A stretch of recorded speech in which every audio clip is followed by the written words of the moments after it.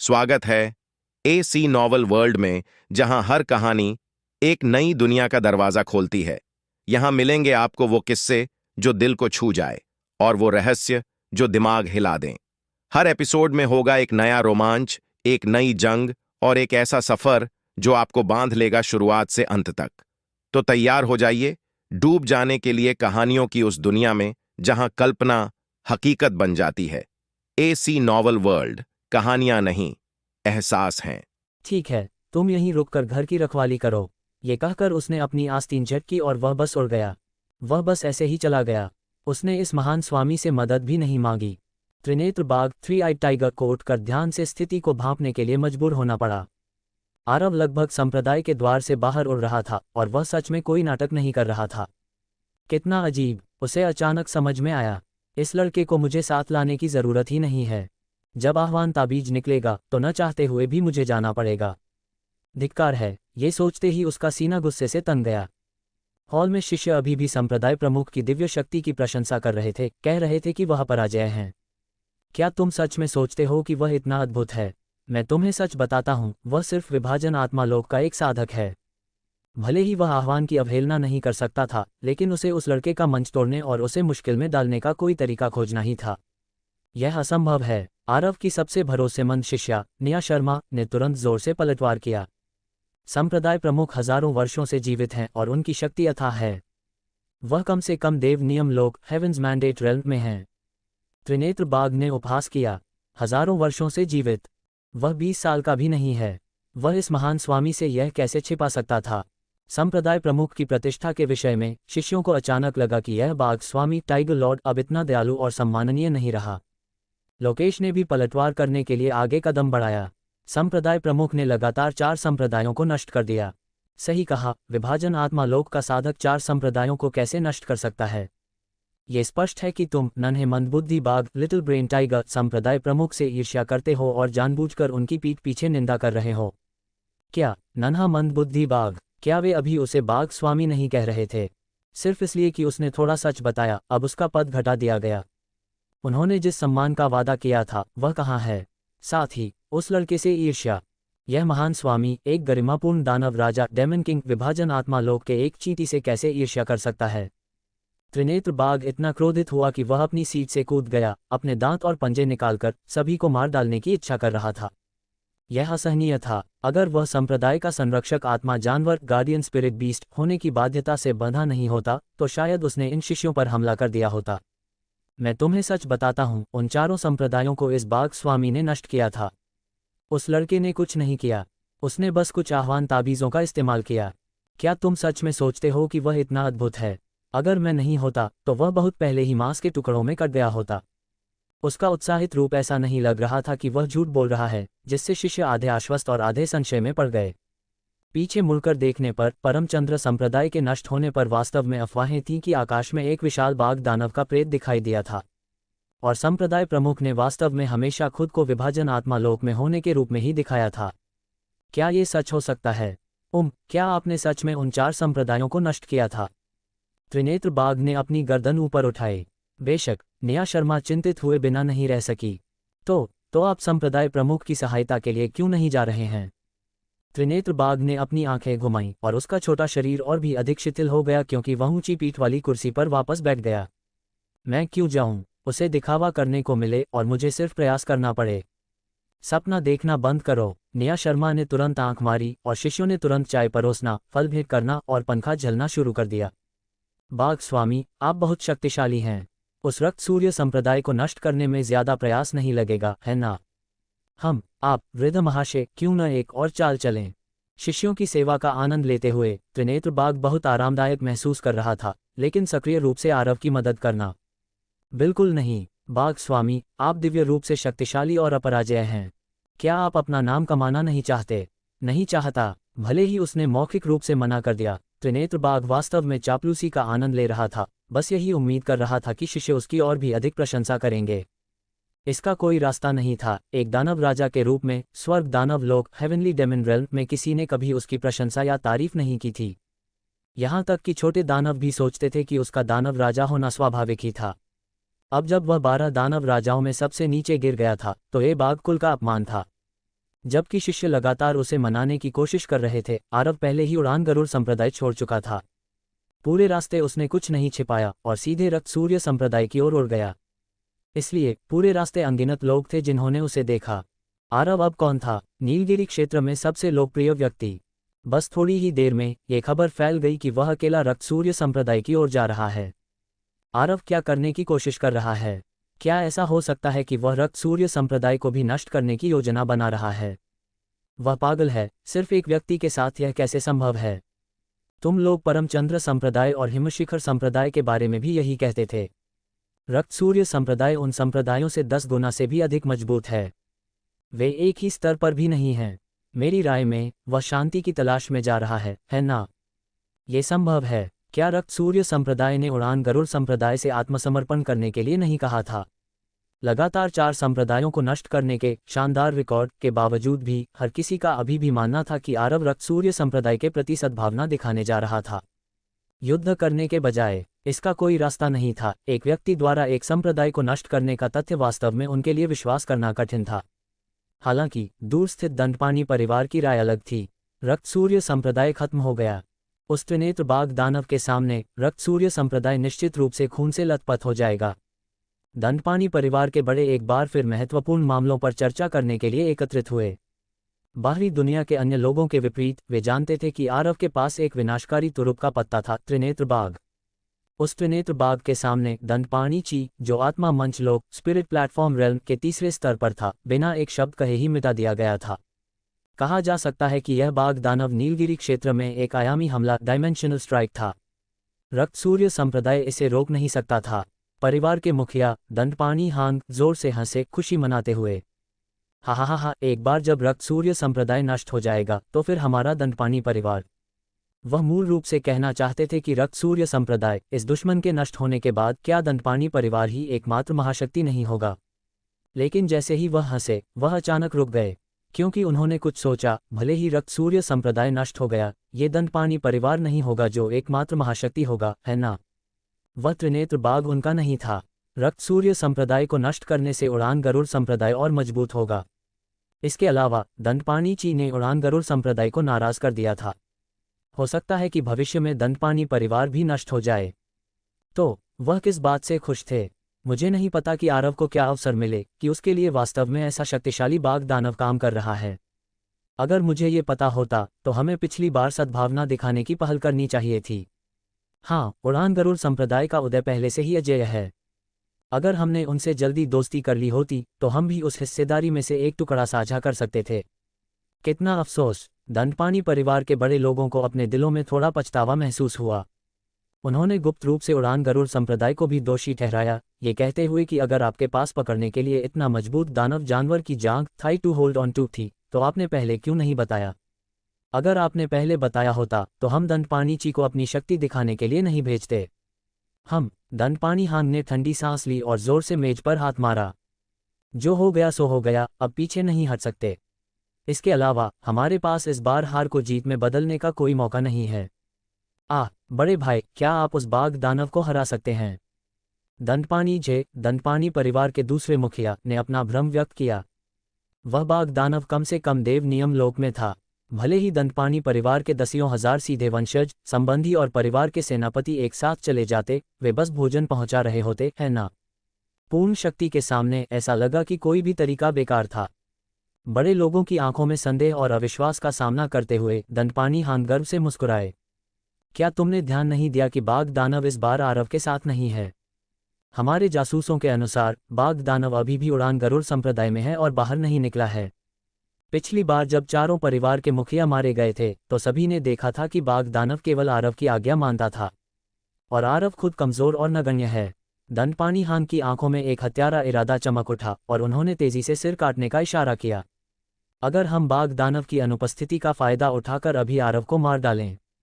दंडपानी जे ने जोर से ताली बजाए और ऊंची आवाज में कहा, तो बाघ दानव बिना स्वामी के हो जाएगा। वास्तव में दंडपानी हांग आत्मविश्वास से भरे हुए थे। अन्य बड़े लोग भी उत्साहित हो गए। अगर आरव और बाघ दानव के बीच समान जीवन मृत्यु का अनुबंध है तो जब आरव मरेगा तो बाघ दानव भी नियमों द्वारा उसी समय मिटा दिया जाएगा। अगर आरव और बाघ दानव के बीच स्वामी सेवक अनुबंध है तो आरव के मरने के बाद बाघ दानव आज़ाद हो जाएगा और वह निश्चित रूप से नीलगिरी क्षेत्र में नहीं रहेगा।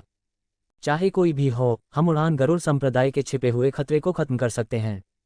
समय की कमी है, चलो जल्दी जाकर इस लड़के को मार डालते हैं।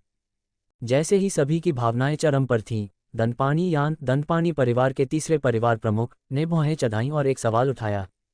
चूंकि बाघ दानव उसके साथ नहीं है तो आरव को अकेले रक्त सूर्य संप्रदाय जाने का आत्मविश्वास कहाँ से मिलता है? क्या ऐसा हो सकता है कि उसके पास रक्त सूर्य संप्रदाय के भीतर जासूस और घात लगाकर हमला करने वाले लोग हैं? बड़े लोगों के चेहरे जम गए। ये सही है, बाघ दानव का समर्थन किए बिना क्या आरव वहां जाकर मौत को न्योता नहीं दे रहा होगा? झिझकने की कोई बात नहीं है। दंडपानी हांग ने फिर से मेज पर हाथ मारा। ये तथ्य कि बाघ दानव यहाँ नहीं है एक तथ्य है।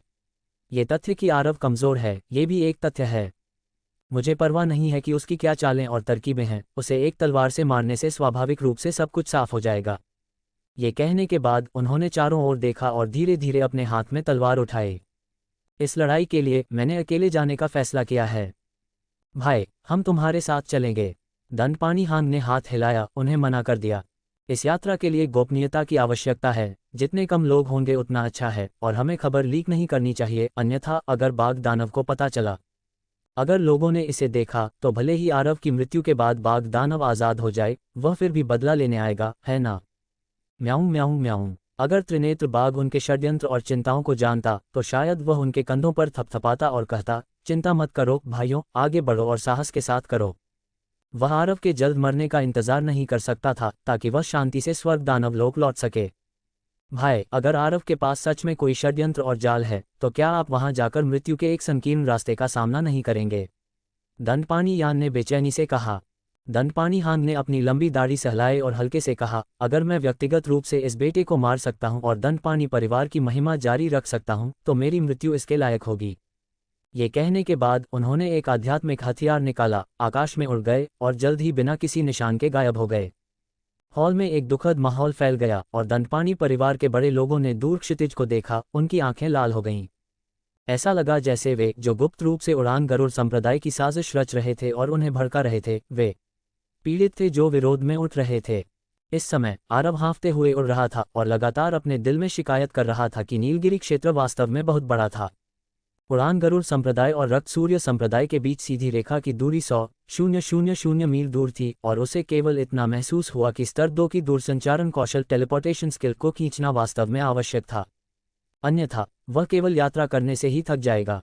आधी दूरी तक उड़ने के बाद नीचे पहाड़ों से अचानक एक शूटिंग स्टार जैसी लाल रोशनी ने हमला किया। ये तेजी से गुजरी, आरव को प्रतिक्रिया करने का समय ही नहीं मिला और उसके दिल पर सीधा वार हुआ। उसी समय उसकी दृष्टि धुंधली हो गई और उसका सिर भनभना रहा था। उसके चेतना सागर सी ऑफ कॉन्शियसनेस और आत्मा पर हमला हुआ। दंडपानी हांग इस आधे रास्ते पर आधे घंटे से घात लगाए बैठा था। इस जगह को चुनने का कारण यह था कि यह विरल आबादी वाला था और आसानी से पता नहीं लगाया जा सकता था। इसके अलावा उसने अपनी उपस्थिति को भी छिपा लिया था। चलने से पहले उसने अपनी आभा को चरम तक दबा दिया था। ये कहना नहीं है कि किसी ने नहीं देखा, मुझे डर है कि अगर किसी को पता भी चलता तो वे उसे एक मृत पत्थर मानते। और जब आरव प्रकट हुआ तो उसका हमला निर्णायक और अद्वितीय था, बिजली की तरह। पहले ही क्षण में उसने अपने सभी तुरुप के पत्तों का इस्तेमाल किया। दंडपानी परिवार का खजाना, 7वें क्रम का आध्यात्मिक हथियार रक्त रूपांतरण ब्लेड, ब्लड ट्रांसफॉर्मेशन ब्लेड, बलिदान किया गया था और आत्मा मंचलोक के 5वें स्तर की आध्यात्मिक शक्ति का पूर्ण प्रहार के लिए इस्तेमाल किया गया था। उसी समय उसका आत्मा मंच सोल प्लेटफॉर्म भी सीधे आरव के चेतना सागर में घुस गया। दंडपानी परिवार के मुखिया के रूप में दंडपानी हांग ने हाल के वर्षों में शायद ही कभी व्यक्तिगत रूप से कार्रवाई की हो, लेकिन इसका मतलब यह नहीं है कि वह लड़ने में अच्छा नहीं है। इसके विपरीत वह ज्यादातर साधकों की तुलना में बेहतर जानता है कि अपनी ताकत का प्रदर्शन कैसे किया जाए। थोड़ी सी जांच पड़ताल, तुरुप के पत्ते को अंत में छिपाना, चलने से पहले कुछ विनम्र शब्द कहना, नहीं नहीं नहीं, वे सभी मूर्खतापूर्ण व्यवहार हैं। एक शेर खरगोश को पकड़ने के लिए अपनी पूरी ताकत का इस्तेमाल करता है, प्रतिद्वंद्वी को सांस लेने का कोई मौका नहीं देता और एक घातक वार करता है। केवल इस तरह से ही चर को कम किया जा सकता है। तो वह सफल रहा। दोनों पक्षों के बीच क्षेत्र में अंतर बहुत बड़ा था और आरव के दिल को रक्त रूपांतरण ब्लेड द्वारा तुरंत छेद दिया गया था। उसके शरीर के चारों ओर के मेरिडियंस चीसागर चीसी और रक्त वाहिकाओं को भी उस क्षण उससे जुड़ी विनाशकारी आध्यात्मिक शक्ति द्वारा पूरी तरह से नष्ट कर दिया गया था। आत्मा को तो आध्यात्मिक मंच द्वारा टुकड़े टुकड़े कर दिया गया था। फिर वह गिर गया। अब कोई आवाज नहीं थी। हो गया। महान परिवार प्रमुख शक्तिशाली हैं। दूर दंतपानी परिवार के हॉल में दंतपानी हान के शरीर पर आध्यात्मिक हथियार द्वारा लौटाए गए चित्र को देखने के बाद बड़े लोगों ने जयकार की। यह एक लंबी चलने वाली जीत जीतने जैसा था। इससे पहले इंतजार किए गए आधे घंटे के दौरान वे चिंतित थे और पसीना बहा रहे थे। क्या होगा अगर आरव के पास कोई तुरुप का पत्ता हो? क्या होगा अगर आरव का सती क्षेत्र नकली हो? क्या होगा अगर कोई गुरु आरव की रक्षा के लिए गुप्त रूप से पीछा कर रहा हो? एक बार जब वे विफल हो जाते तो अगर दंतपानी हान को मार दिया जाता तो ये द्वितीयक होता और दंतपानी परिवार को भी निशाना बनाया जाएगा। और अब उन्हें पूरी तरह से राहत मिली थी। आरव मर चुका है। उड़ान गरुड़ संप्रदाय से डरने की कोई जरूरत नहीं है। हा, चलो मानव शक्ति इकट्ठा करते हैं और अब उड़ान गरुड़ संप्रदाय को नष्ट करते हैं। 1 मिनट रुको, बाघ दानव के जाने का इंतजार करो, इससे पहले की कार्रवाई करें। ये सही है, हमें अभी भी धैर्यपूर्वक अवसर का इंतजार करने की जरूरत है। बड़े लोग अभी भी बहुत शांत थे। दूसरी तरफ दंतपानी हान भी बहुत शांत थे। आरव को मारने के बाद वह प्रकट भी नहीं हुए। इसके बजाय वह सीधे पीछे हट गए और विशाल पहाड़ों में गायब हो गए। एक ही बार में मारो और तुरंत बहुत दूर भाग जाओ। रुकने और जांच करने की कोई जरूरत नहीं थी, क्योंकि इससे चर पैदा हो सकते थे, जैसे कि बाहरी लोगों का गुजरना। वह तेजी से हजारों मील तक उड़ गए। मेरी मृत्यु कैसे हुई? क्या मैं अभी ठीक से यात्रा नहीं कर रहा था? भाई आरव, जो एक आत्मा की अवस्था में बदल चुके थे, अपनी लाश को देखकर हैरान थे। उनकी पहली प्रतिक्रिया ये देखने के लिए चारों ओर देखने की थी कि क्या कोई दर्शक गुजर रहा है। यह यात्रा पूरे रास्ते इतनी सनसनीखेज और शानदार थी, क्या ये शर्मनाक नहीं होगा अगर लोगों को पता चले कि वह स्पष्ट रूप से मर गए? ये देखने के बाद कि आसपास कोई नहीं था, उन्होंने राहत की सांस ली। सौभाग्य से बुद्धिमान और शक्तिशाली जबरदस्त राजा किंग ऑफ फोसिंग की छवि को संरक्षित किया गया है। फिर उनके पास ये सोचने का समय था कि उन्हें किसने मारा। कोई रास्ता नहीं था। पुनर्जीवित होने में सक्षम होना इतना मनमाना था। मृत्यु सिर्फ एक मामूली मामला था। बस इतना ही कि दंतपानी हांग शुरू से ही भाग गया था और वह उसे बिल्कुल भी नहीं ढूंढ सका। भाई आरव ने थोड़ी देर सोचा, लेकिन वह इसका पता नहीं लगा सका। बहुत से लोग थे जिनके पास उसे मारने का मकसद था। रक्त सूर्य संप्रदाय, दंतपानी परिवार, नीलगिरी क्षेत्र और अंदर और बाहर के अन्य संप्रदाय। डिंग, मेजबान मारा गया। दुश्मन की ताकत का पता लगाया जा रहा है। प्रणाली ने भी कुशलता से पुनरुत्थान योजना की व्यवस्था करना शुरू कर दिया। आरव ने बहुत अधिक दुर्भावना के साथ अनुमान लगाया, क्या ऐसा हो सकता है कि उसने फिर से त्रिनेत्र बाघ को बुलाया हो? मेजबान ने एक देव स्तरीय आत्मा मंच गॉड टियर स्पिरिट प्लेटफॉर्म प्राप्त किया है, जिसमें देव स्तरीय से नीचे के सभी आत्मा मंचों के खिलाफ दमनकारी प्रभाव है। मेजबान की साधना आत्मा मंच लोक के 4थे स्तर तक बढ़ गई है। मेजबान ने जल शीतल हृदय सूत्र वाटर कोल्ड हार्ट सूत्र का 7वां स्तर प्राप्त किया है। मेजबान ने स्वचालित रूप से आत्मा मंच अवतार स्पिरिट प्लेटफॉर्म एवटा के 5वें स्तर को समझा है। मेजबान ने स्वचालित रूप से पाताल झरना मोहरबंद ज्वाला तलवार nether spring sealed flame sword के 8वें स्तर को समझा है। मेजबान पुनर्जीवित होने वाला है। हाँ, भाई आरव जोर से हंसे बिना नहीं रह सके। वह आखिरकार सीधे अपनी ताकत फिर से बढ़ा रहे थे। वह वर्तमान में विभाजन आत्मा लोक के 8वें स्तर पर थे और इस बार उन्होंने सीधे 8 छोटे क्षेत्रों माइनर रेल्म्स में सुधार किया था। आत्मा मंच लोक के प्रत्येक छोटे क्षेत्र के लिए आवश्यक आध्यात्मिक शक्ति विभाजन आत्मा लोक के सभी 10 स्तरों के लिए आवश्यक कुल आध्यात्मिक शक्ति से कहीं अधिक थी। इसने उन्हें अनगिनत परेशानियों से बचाया। इसके अलावा उनकी साधना के तरीके, आत्मा छीनने की कला और तलवारबाजी सभी अचानक कई स्तरों तक उन्नत हो गए थे। सामान्य परिस्थितियों में इन सभी के लिए अतिरिक्त कड़ी मेहनत और वर्षों के संचित समय की आवश्यकता होगी। इस क्षण उन्हें ऐसा महसूस हुआ जैसे वह सैकड़ों वर्षों से आत्मा मंचलोक में थे। आत्मा मंचलोक के 6ठे स्तर के अलौकिक रहस्यों को पूरी स्पष्टता के साथ समझते थे। वह आत्मा मंच अवतार वही गुप्त तकनीक थी जिसका उपयोग दंतपानी ची ने पिछली बार उड़ान गरुड़ संप्रदाय पर उतरते समय किया था।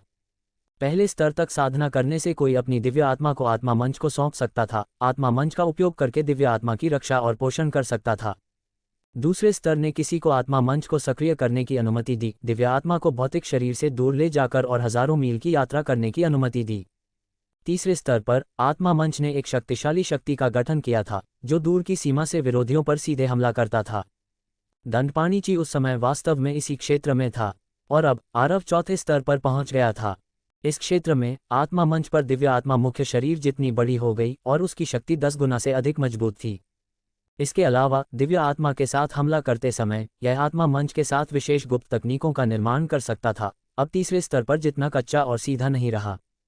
इससे भी अधिक, उसका एक देव स्तरीय आत्मा मंच था। जिस क्षण आत्मा मंच की कल्पना की गई थी उसमें एक ग्रेड में अंतर था। दंडपाणिची का आत्मा मंच केवल सबसे निचला मानव स्तरीय मॉर्टल टियर था और दंडपाणी परिवार में उच्चतम गुणवत्ता वाला आत्मा मंच परिवार के मुखिया दंडपाणी हांग का था, जो गहन स्तरीय प्रोफाउंड टियर तक पहुंच गया था। गहन स्तरीय से ऊपर संत स्तरीय सेंट टियर भी था, लेकिन ये ग्रेड पूरे नीलगिरी क्षेत्र में मौजूद नहीं था। इससे भी ऊंचे अमर स्तरीय इमॉर्टल टियर और देव स्तरीय का तो जिक्र ही नहीं। जब आत्मा मंच एक दूसरे पर हमला करते थे तो उच्च ग्रेड का आत्मा मंच स्वाभाविक रूप से निम्न ग्रेड के आत्मा मंच को दबा देता था, जब तक कि प्रतिद्वंद्वी का आत्मा मंच गुप्त तकनीक क्षेत्र बहुत अधिक न हो, अन्यथा कोई आत्मा मंच लोक के उसी क्षेत्र में अपराजय माना जा सकता था। बेशक उच्च गुणवत्ता वाले आत्मा मंच का सबसे बड़ा लाभ यह था कि दिव्य आत्मा की साधना की गति तेज थी। देव स्तरीय आत्मा मंच के साथ साधना करना मानव स्तरीय आत्मा मंच की तुलना में सैकड़ों गुना तेज था।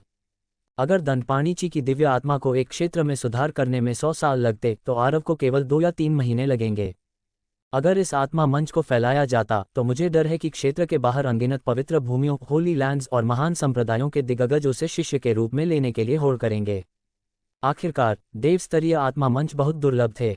कुछ पवित्र भूमियां दसियों हजार वर्षों से चली आ रही थीं, लेकिन उन्होंने कभी भी इस स्तर की राक्षसी प्रतिभा पैदा नहीं की थी। साथ ही पाताल झरना मोहरबंद ज्वाला तलवार और जल शीतल हृदय सूत्र परमचंद्र संप्रदाय की चापचंद्र तलवार नियंत्रण कला और चंद्र दर्शन हृदय सूत्र की तुलना में एक स्तर से अधिक उच्च गुणवत्ता के थे। तलवार तकनीक की शक्ति और साधना की गति में सभी में बहुत सुधार हुआ था।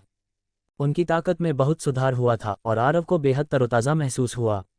अब उन्हें आखिरकार हर जगह एक नज़र में नहीं देखा जाना था और फिर एक विभाजन आत्मा लोक नौसिखिए के रूप में तिरस्कृत नहीं होना था।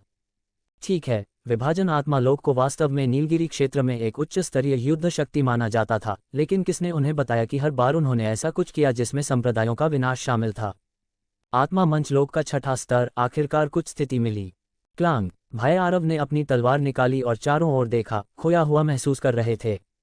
कोई लक्ष्य नहीं। सामान्य प्रक्रिया के अनुसार क्या उन्हें पुनर्जीवित होने के बाद अपने प्रतिद्वंद्वी को मारना नहीं चाहिए था, लेकिन अब उन्हें पता नहीं था कि दुश्मन कहाँ भाग गया था। अगर वह उन्हें ढूंढ भी नहीं सकता था तो वह उन्हें कैसे मार सकता था।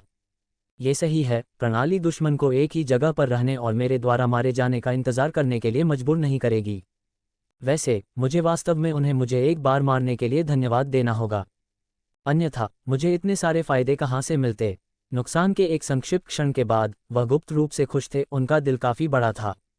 दोस्त, तुम बाहर क्यों नहीं आते और मुझे धन्यवाद के रूप में अपनी तलवार से वार करने देते। थोड़ा ठीक होने के बाद वह रक्त सूर्य संप्रदाय की ओर उड़ते रहे। उनकी ताकत में बहुत वृद्धि हुई, उनकी उड़ान की गति तेजी से बढ़ी, पहले की तुलना में कई गुना तेज। वह पूरे रास्ते आत्मविश्वास से भरे हुए थे और साहसी थे और उनकी उड़ान की मुद्रा भी पहले से कहीं अधिक आकर्षक हो गई थी। आरव को मारने के बाद दंडपाणी हांग सबसे तेज गति से दंडपाणी परिवार लौट आए। बड़े भाई, परिवार प्रमुख वापस आ गए हैं। परिवार प्रमुख को उनकी विजयी वापसी पर बधाई, हमारे दंडपाणी परिवार के लिए एक महान दुश्मन को हटाने के लिए। जैसे ही वह लौटे, कबीले के बड़े लोग एक के बाद एक उनका अभिवादन करने लगे, जैसे विजयी नायकों का एक झुंड। हम दंडपाणी हांग ने हल्के से जवाब दिया और सीधे परिवार के पैतृक मंदिर में चले गए। उसके बाद उन्होंने अपनी साधना पद्धति की पेशकश की, अपने हाथों को सपाट फैलाते हुए। एक खून के रंग का खंजर उनकी पीठ से ऊपर तैर गया और धीरे धीरे पैतृक मंदिर के केंद्र में जेड फ्रेम पर उड़ गया। सभी बड़ों ने अपने मुंह बंद कर लिए और उड़ने वाली तलवार को ध्यान से देखा। वह दंडपाणी परिवार का खजाना था, 7वें क्रम का आध्यात्मिक हथियार रक्त रूपांतरण ब्लेड, जिसके बारे में कहा जाता था कि दंडपाणी परिवार के एक निश्चित पूर्वज ने इसे हजारों साल पहले उड़ान बादल महाद्वीप फ्लाइंग क्लाउड कॉन्टिनेंट में एक गुप्त क्षेत्र से प्राप्त किया था। ये रक्त रूपांतरण ब्लेड बेहद शक्तिशाली था और इसने सहस्राब्दियों से दंडपाणी परिवार को कई संकटों से बाहर निकालने में मदद की थी और इसे एक पारिवारिक विरासत माना जाता था। हालांकि ये संभव था कि दंडपाणी परिवार के पूर्वज द्वारा इसे प्राप्त करने से पहले इसे कुछ हद तक नुकसान पहुंचाया गया था और इस आध्यात्मिक हथियार को हर बार उपयोग किए जाने पर कुछ नुकसान उठाना पड़ेगा। दंडपाणी परिवार का एक रहस्य था जिसे कभी सार्वजनिक नहीं किया गया था। जब उन्होंने पहली बार रक्त रूपांतरण ब्लेड प्राप्त किया था तो यह वास्तव में 8वें क्रम का आध्यात्मिक हथियार था, लेकिन यह वर्षों से धीरे धीरे 7वें क्रम तक गिर गया था। इसलिए इसे हल्के में इस्तेमाल नहीं किया जाएगा जब तक कि कोई बड़ा संकट न हो। अगर मुझे पता होता कि वह लड़का वास्तव में इतना कमज़ोर था तो मुझे इस बार रक्त रूपांतरण ब्लेड का उपयोग करने की ज़रूरत नहीं होती। ये सही है, हमारा आत्मा मंच शिशु आत्मा नैसेंट सोल उसे सीधे मिटा सकता था। बाघ दानव के संरक्षण के बिना वह कुछ भी नहीं है। भले ही उन्होंने आरव को मार डाला था, सभी को लगा कि यह अतिशयोक्ति थी, थोड़ा बर्बादी थी। दंडपानी हान को भी यही एहसास हुआ था। वह लड़ाई बहुत आसान थी। अगर उन्हें पता होता कि वह वास्तव में एक कमज़ोर था तो वह शुरू में इतने घबराए नहीं होते। वह आधे दिन तक पहाड़ों में दुबका क्या कर रहा था। भूल जाओ, जब हम उड़ान गरुड़ संप्रदाय को नष्ट कर देंगे और निया शर्मा को पकड़ लेंगे तो इस रक्त रूपांतरण ब्लेड के नुकसान को शायद ही मुआवजा माना जा सकता है। बड़े लोग काम शुरू करने के लिए उत्सुक थे, अपनी तलवारें तेज कर रहे थे। इस समय एक युवा विश्वसनीय परिजन अचानक उड़ते हुए अंदर भागा। परिवार प्रमुख बड़े दंडपानी हांग ने अप्रसन्नता में भौहें चढ़ाईं। जल्दबाजी में काम करना, ये किस तरह की शिष्टाचार है। विश्वसनीय परिजन ने घबरा कर कहने से पहले जल्दी से माफी मांगी। वह आरव मरा नहीं है, वह अभी भी जीवित है। तुमने क्या कहा? दंडपानी हांग को संदेह हुआ कि क्या उन्होंने गलत सुना है। तुम क्या बकवास कर रहे हो? अन्य बड़े लोगों के भी अविश्वासपूर्ण भाव थे, लेकिन केवल कुछ दर्जन सेकंड के बाद उनके पास इस पर विश्वास करने के अलावा कोई विकल्प नहीं था। एक छाया संचरण आध्यात्मिक उपकरण से एक स्क्रीन भेजी गई थी और यह वास्तव में दंडपानी परिवार के एक जासूस द्वारा एक निश्चित स्थान से वापस भेजी गई थी। और उस नीरस स्क्रीन पर विशाल आकाश के अलावा एक व्यक्ति भी तेज गति से उड़ रहा था। वह उड़ान की मुद्रा उतनी ही भड़कीली थी जितनी हो सकती थी। वह आरव के अलावा और कौन हो सकता था? ये कैसे संभव है? वह अभी भी कैसे जीवित हो सकता है? इस बूढ़े व्यक्ति ने व्यक्तिगत रूप से उसे मारा और पूरी तरह से निश्चित था कि वह मर चुका है। दंडपानी हांग अपने जीवन पर संदेह करने लगे थे। रक्त रूपांतरण ब्लेड से मारा जाना और आत्मा मंच द्वारा उनकी आत्मा को कुचल दिया जाना उनकी पूर्ण मृत्यु सुनिश्चित करनी चाहिए थी। चमत्कारी गोलियों से पुनरुत्थान के लिए असंभव। उस स्थिति में यहाँ तक कि एक दालुओ जिन अमर दालुओ गोल्डन इमॉर्टल भी उन्हें पुनर्जीवित नहीं कर सकता था। ये सही है, हमने भी इसे देखा। बड़े लोगों को दंडपानी हांग पर संदेह नहीं हुआ। आखिरकार उन्होंने उस समय रिमोट लाइव प्रसारण देखा था, आरव की मृत्यु को अपनी आंखों से देखा था। वास्तव में क्या हो रहा है? क्या ऐसा हो सकता है कि वह उस समय मरने का नाटक कर रहा था? अगर हम तब उसके शव की जांच करने के लिए रुकते। हालांकि बड़े लोगों ने उंगली नहीं उठाए और कहा कि उन्होंने कोई गलती की है। दंडपानी हांग को अभी भी शर्मिंदगी महसूस हुई। उन्हें लगा कि परिवार प्रमुख की प्रतिष्ठा को चुनौती दी जा रही है। यहाँ तक कि वह खुद भी थोड़ा संदिग्ध थे। ये सोच रहे थे कि क्या वह बहुत लापरवाह थे और लक्ष्य को पूरी तरह से मारने से पहले चले गए थे। अगर उन्होंने उस समय एक अंतिम वार किया होता तो क्या समस्या हल नहीं हो जाती? चूंकि वह अभी भी जीवित है तो ये बूढ़ा व्यक्ति उसे फिर से मार देगा। उनका चेहरा पीला पड़ गया था और उनकी आंखें ऐसी लग रही थीं जैसे वह किसी को निगल जाना चाहते थे। मैं विश्वास करने से इनकार करता हूं कि उसे मारा नहीं जा सकता। फिर से जा रहे हैं। इस बार दंडपानी हांग ने रक्त रूपांतरण ब्लेड को पुनः प्राप्त करने की भी परवाह नहीं की, सीधे उड़ गए। एक ठंडा वाक्य पीछे छोड़ दिया गया। कोई भी जिसे दंडपानी हांग मारना चाहता है वह कभी भी अगले दिन देखने के लिए जीवित नहीं रहा है। आरव स्वाभाविक रूप से कल्पना नहीं कर सकता था कि जिस व्यक्ति ने उसे अभी अभी मारा था वह अब उससे दुश्मनी निभा रहा था। जब वह रक्त सूर्य संप्रदाय से 8000 मील दूर था तो उस पर फिर से हमला किया गया। इस बार दंडपानी हांग उसे रोकने के लिए दौड़ पड़े और दोनों पक्ष लगभग सीधे टकरा गए। हालांकि वह रक्त रूपांतरण ब्लेड नहीं लाए थे, दंडपानी हांग ने अपनी पहली मुठभेड़ पर दंडपानी परिवार की सबसे शक्तिशाली हत्याचाल पाताल झरना मुहरबंद ज्वाला तलवार को जारी किया। एक पल में दुनिया का ये हिस्सा मंद हो गया। एक भूतिया आभा हवा में व्याप्त हो गई और एक बर्फीली ठंड शरीर के भीतर से बढ़ती हुई लग रही थी, सीधे आत्मा की गहराई में प्रवेश कर रही थी, आत्मा की आग को बुझाने की कोशिश कर रही थी। ये तलवार तकनीक दंडपानी परिवार द्वारा विशेष रूप से रक्त सूर्य संप्रदाय की महान सूर्य प्रज्वलित ज्वाला तलवार ग्रेट सन ब्लेजिंग फ्लेम स्वॉर्ड का मुकाबला करने के लिए विकसित की गई थी। यहाँ तक कि तलवार तकनीकों के नाम भी एक दूसरे के अनुरूप थे। हालांकि आरव इस समय 1 घंटे पहले वाला आरव नहीं था। वह आत्मा मंच के 6ठे स्तर पर था, दंडपानी हांग के 5वें स्तर से एक स्तर ऊंचा। इससे भी महत्वपूर्ण बात यह है कि दंडपानी हांग की तलवार तकनीक, वह इससे परिचित थे, बेहद परिचित। क्या तलवार तकनीक पुनरुत्थान पुरस्कारों में से एक थी जिसे प्रणाली ने उन्हें पहले दिया था? ठीक पाताल झरना मुहरबंद ज्वाला तलवार नहीं थी। उन्होंने बहुत कुशलता से अपनी आध्यात्मिक तलवार का बलिदान किया और हमले का सामना किया। एक पल में यह क्षेत्र एक भूतिया क्षेत्र जैसा हो गया और भी अधिक नकारात्मक ठंडा। ईमानदारी से कहूँ तो दंडपानी हान को खुद ही ऐसा लगा जैसे वह एक भूत देख रहे हों। उन्होंने मूल रूप से सोचा था कि यह एक आसान काम होगा, कुछ ऐसा जिसे एक ही चाल से समाप्त किया जा सकता था।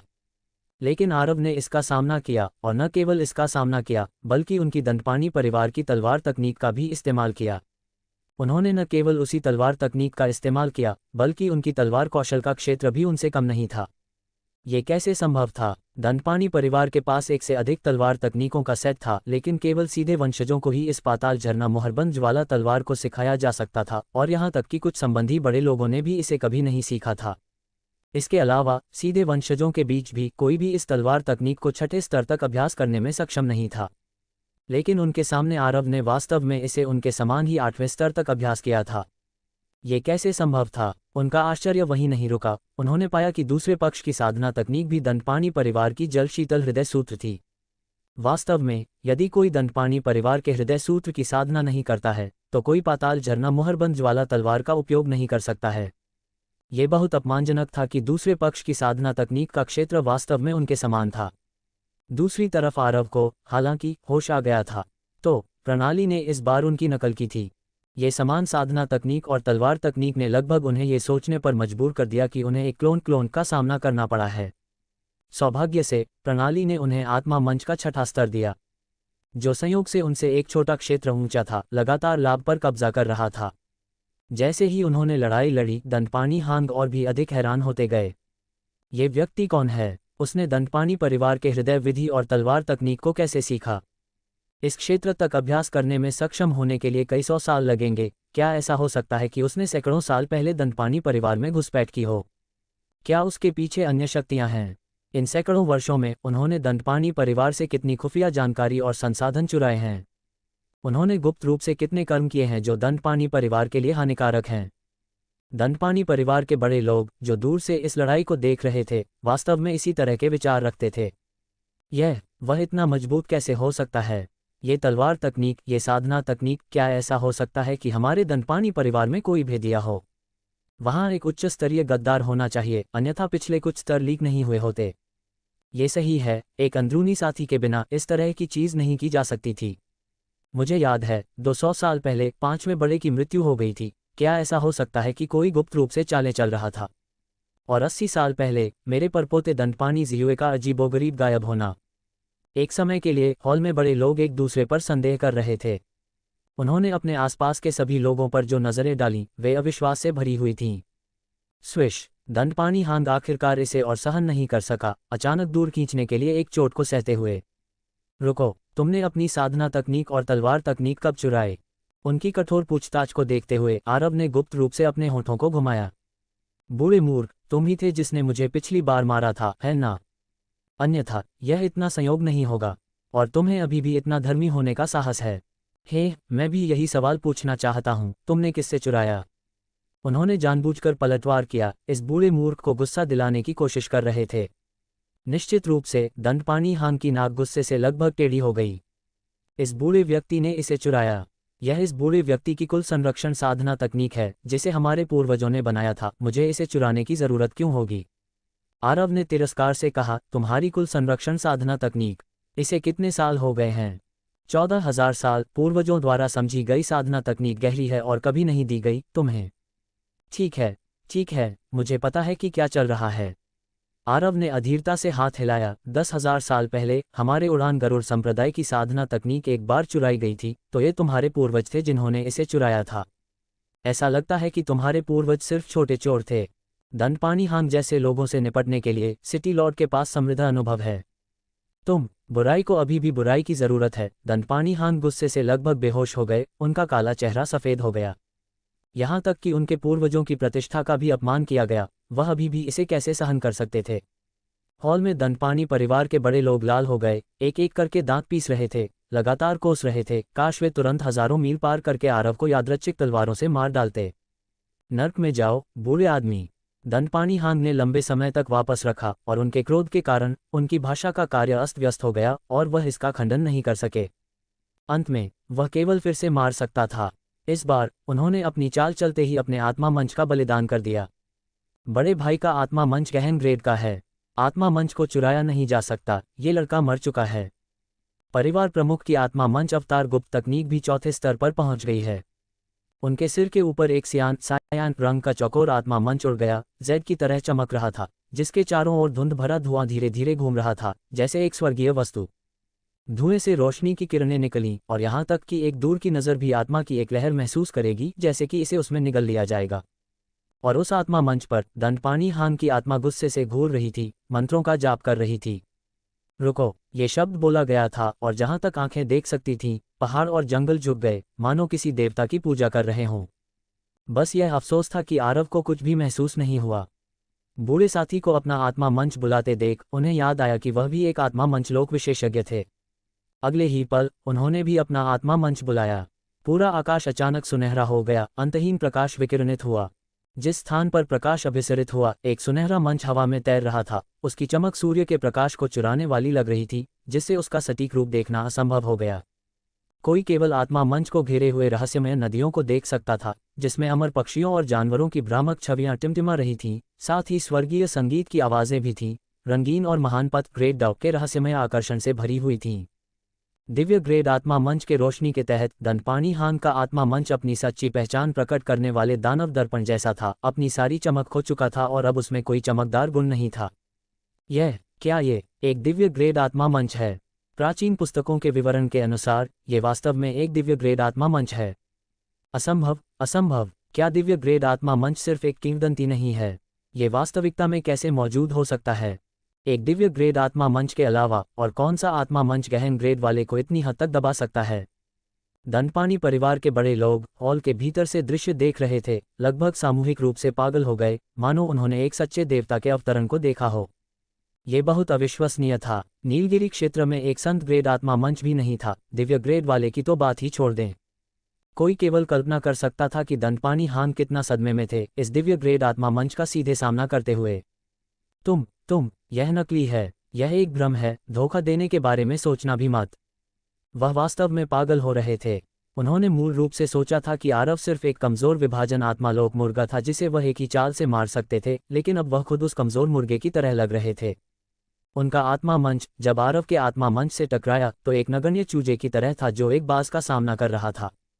हुश! आत्मा मंच टकराए और दिव्य आत्मा की अदृश्य शक्ति चारों ओर फैल गई। एक पल में दंडपानी हान की दिव्य आत्मा हवा में एक मोमबत्ती की तरह थी, अनिश्चित रूप से टिमटिमा रही थी। उनके मूल रूप से सियान आत्मा मंच पर दरारें भी दिखाई दीं। उनके मुख्य शरीर की दिव्य आत्मा को भी एक गंभीर झटका लगा जिसने उसकी नींव को नुकसान पहुंचाया। पुफ! मुंह से खून का एक घूंट निकला और दंडपानी हान भागना चाहते थे। वह पीछे हट गए, लेकिन इस समय आरव उन्हें मौका नहीं देगा।